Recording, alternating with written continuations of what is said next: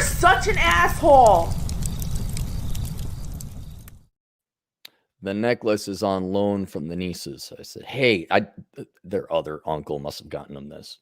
I said, hey, can I borrow that and do something?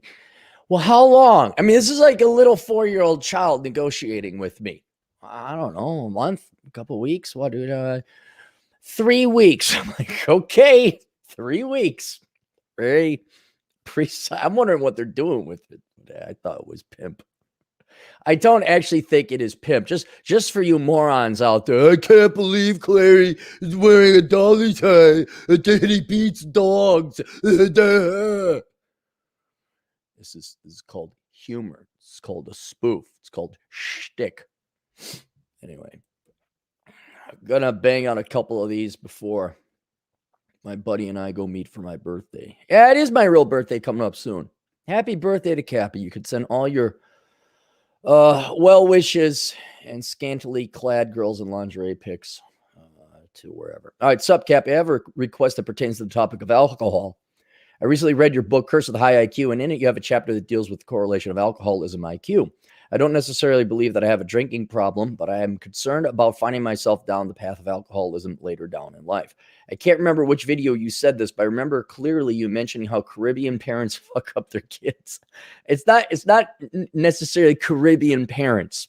It was the observation that many immigrant parents, some of which came from the Caribbean, because we have a fair amount of Dominican Republic and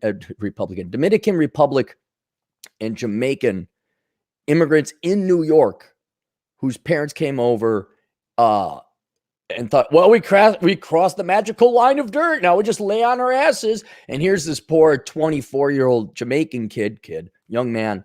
And the parents are expecting him to like pay for everything because, well, they made it across the, like, well, we've done our part. We bred, we didn't abort you, and we made it here across the magic line of dirt. Now go work hard and take care of your mom and dad. And they don't do, mom is always watching TV. Dad's doing nothing except like maybe he's driving taxi or something, which is nothing wrong with, but it's like, I don't know why you guys are so poor. I have no idea why you're so poor. You decide to have 3 kids on a taxi driver's salary. Okay. I'm no financial genius, but if I do some simple math. Anyway, and it's not solely relegated to Caribbean cultures. You see this in Asian immigrants. You see this Middle Eastern, East Indians. Although I think that's more cultural than anything else. I don't think it's necessarily out of financial necessity where we made it. So it's not that Caribbean parents fuck up their kids. Every parent is fucking up their kids. And they're doing so in a particular way where they just coast off of their kids' labor when they get here in the United States. This is the truest statement you have ever said on your channel. Yeah, I like to think I said something more intelligent or true than that. I won't go into details, but growing up from a single mom from the Caribbean, it's no surprise that I drink. I fully understand the negative consequences of drinking, but I find that drinking helps slow down my thoughts to the point where I can actually relax and enjoy the simpler things in life. You nailed it. You nailed it, buddy. It makes me feel a lot less restricted and helps me socialize with normies. It just calms me down. It takes the anger and the rage away from me. I made a request recently about dealing with black pills and how I should work on getting into IT as a network engineer, but at times drinking causes me to be a bit unproductive to reaching this goal. The hangovers could get in the way of studying. I feel wherever I go too far on a Friday night after work, I sacrifice my Saturday and Sunday to a hangover. Yeah, you got to stop then. I mean, I'm not going to, you're an alcoholic. It doesn't matter whether you're an alcoholic or not.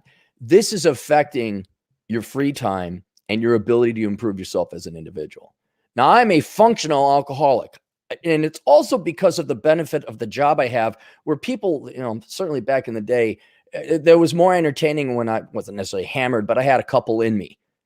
Like if you're a surgeon, you can't drink, but if you're an entertainer or just a radio show or some kind of type of personality, oh yeah, you could totally do that. And I'm self-employed, I'm my own boss. So you could drink, some jobs you could drink and go ahead and get away. We just had a kid, he works at an institution, we shall say. And he had a problem where he's like, well, most of my job is like going out to cocktail hours and dinners and just drinking Manhattans. And it's like, well, that's your job, so it works well. But if you're going into network engineering and additionally, you're wasting your weekends just being hungover, dude, no, I mean, that's one of the main reasons that I stopped drinking more or less is because those hangovers, man. It's one when you didn't have them when you're in your 20s. But man, it's I'm 40 something now. And yeah, about once you hit 40, those, a night of drinking, you're going to pay 2 days later. And it's like, I don't have time to lose 2 days, let alone free time. And so now that it is affecting you and in a negative way, yeah, you should stop. Right. Which is the whole irony or paradox of addiction is, just stop. Right. But we're not going to go into that just yet, but let's make it very clear. You have a problem. I wouldn't necessarily say, okay, but no, your problem is you're wasting your time and you're costing your future self a future opportunity and all that. So you should stop. Forget the health, forget whether it's addiction or not. It's just, this is getting in the way of your career, right? Oh, you're supporting yourself. You're doing fine, no doubt about that, but you're not achieving the most you could do. I plan on relocating to Thailand at some point in my life, which I have visited. As a bit of advice, since you mentioned you want to travel to foreign countries, if you do travel to Southeast Asia, it has a strong drinking culture. Yeah, I also heard that among the American expats, that's not just the Thai themselves, but the American expats, because they're depressed and all they got to do is drink down there.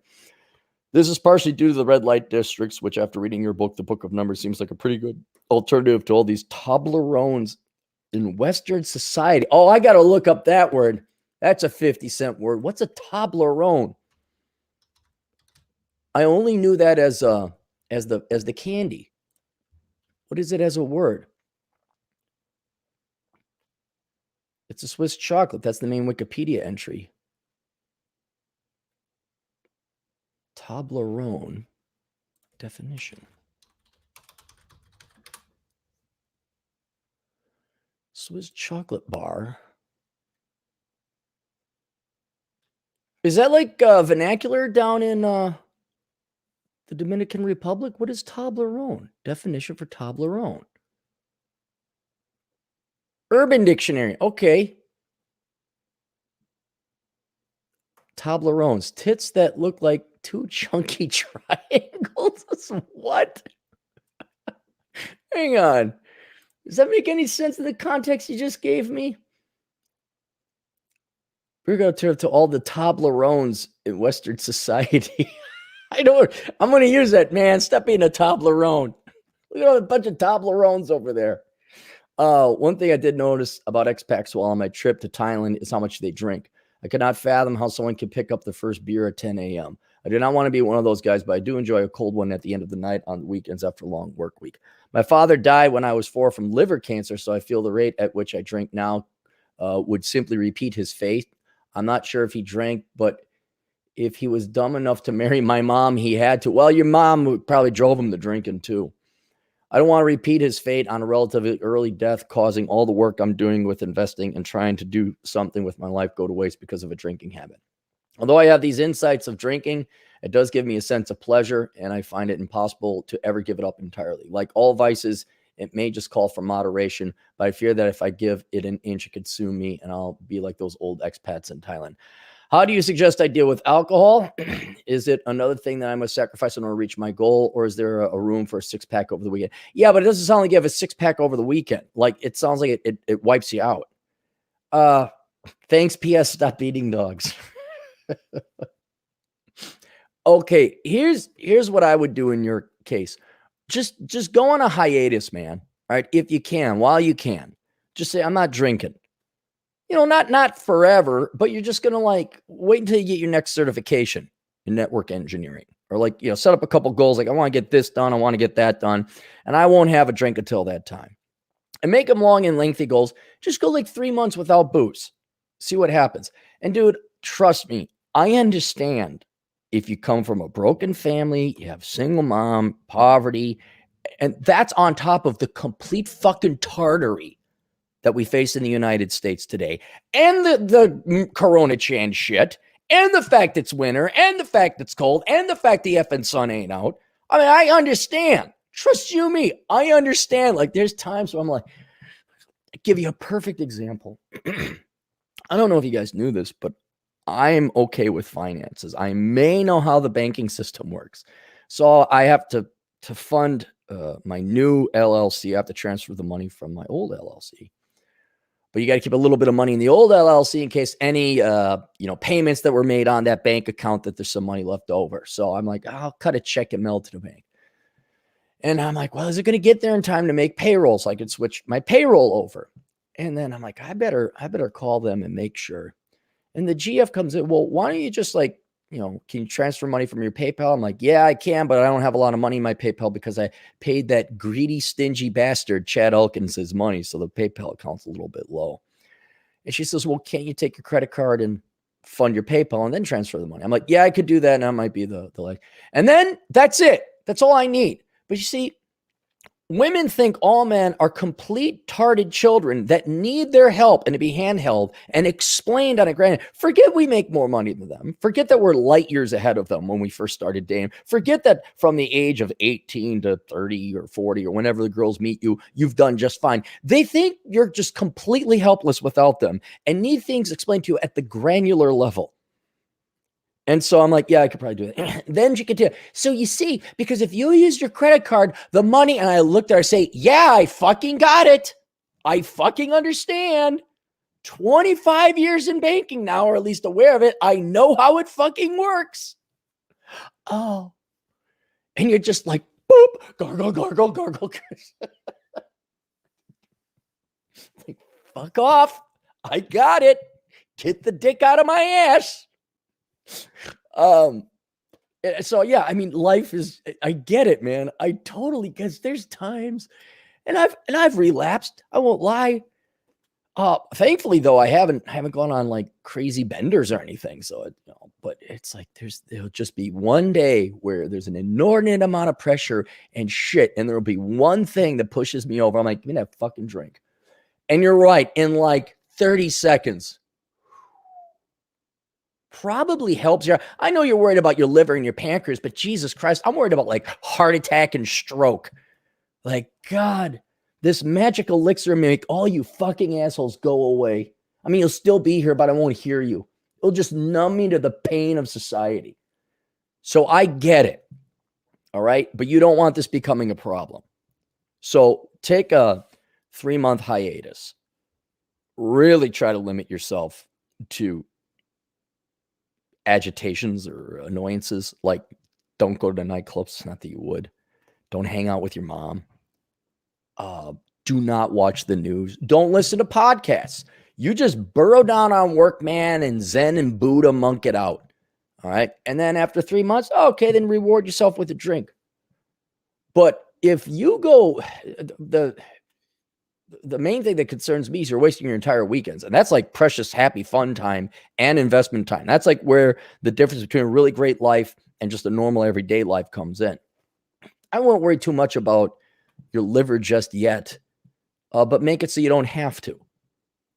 So for your particular case, take a 3-month hiatus, see if you can do without it. You go 3 months without it, you'll probably break that cycle of like, oh, I need it. And then substitute it with work. I mean, because you're going to need something to do. You're going to need your brain something to focus on, especially if you're an intelligent guy. So I just burrow down on your certifications at work. Is it another thing I must sacrifice in order to reach my goals? You might have to revisit it in 3 months. See if, ideally you'd say I don't need it. But here's another problem with alcohol. If you go without it, you realize just how dependent the rest of society is on it. Not in an alcoholic way, but how like alcohol is core to how Western civilization socialize. You go to the pub, you go to the bar, you get a cocktail, you talk to the guys over about the game. Because I went a whole year one time without drinking. And it's like, why go to you really got to come up with different hobbies and things. And thankfully, if you're out west or you're hiking or whatever, I got hobbies to do. But especially now in winter, and there's nothing, it's like -19 2 days ago here in the Twin Cities. Of course, the bars aren't open. But anyway, You're going to have to find out, you're going to have to substitute something in there just to eat up your time. That's what I would do. Just commit not to doing anything for 3 months or however long it is going to take you to get your certifications. Get those certifications, burrow and work. Make sure you got something else to do. And then revisit it there. But yeah, I wouldn't even do, no, is there room for a 6-pack over the weekend? No, there isn't. Not if it fucks you up like that. 6-pack, you can't handle a 6-pack over a weekend? It's like 3 beers a day. Yeah, I would just take a hiatus from it. And then, and it wouldn't hurt. It would not hurt even if you went to an AA meeting. All right. You bring a couple bucks, you throw it into the kitty. Go to an AA meeting. That helped me out. I didn't stick with it or anything like that, but it helped. You realize, wow, I'm not the only guy here. I'm not the only one thinking about these problems either. Who have and then, man, and you want to be scared straight almost. You go listen to these guys like, I lost my wife, my job, my children, everything. And you're like looking at this guy like, wow, he is a fraction of a soul of what he used to be. Like, oh man, I better, But yeah, I'm acutely aware. I'm very aware. Like, in your 20s, you get hammered because you get hammered to be a fun time, right? In your 30s and 40s, you become an adult. You're like, God, you people are fucking idiots. Holy fucking shit, is the world dumb. And this magic little drink will make it go away for a couple hours, maybe a couple days. But yeah, so I'll stop beating dogs if you go 3 months without drinking. How does that sound? All right, glad we got that deal. Yeah, see, everyone likes the necklace. See, yep, my nieces on loan from the nieces, right there. I don't know why little girls have a pimp daddy necklace. Let's go. Fred Freeman Sowell for $1. I don't know what it is because I can't see what it is. Wealthplex, $2. Don't drink. Nothing good comes from it. Ruins the life. I'd have to disagree. I've had some grand times drinking. I've had a good times drinking. You don't need it, no. But I remember, God, I remember a lot of times in Chicago dancing, have a martini. Oh, it's wonderful times, wonderful times. One time I went to the St. Paul Hotel just to write. And I think I polished off 3 helpings of scotch over an entire day. And that was just a wonderful day. That was just nice. Just relaxed, chilled, good constant buzz the entire time. So many bros in his high school gained the freshman 15 in booze. Yeah, a lot of guys will gain that weight. But see, I couldn't afford booze in college. I didn't have my first drink until I was 21. And Arch Peace, save the dogs. All right, we'll see you guys later. A couple more on the way, and that's about it. We'll see you guys then. Toodles. Oh, wait. Okay, here's Fred. See, you guys do this at the last moment, like the Millennium Falcon and Return of the Jet. Just hold on. There's more coming. $2. You can dip finger in Rumplements and light it. Can you? And it doesn't burn your finger? Hey, cool bar trick. All right, see you guys later. Toodles.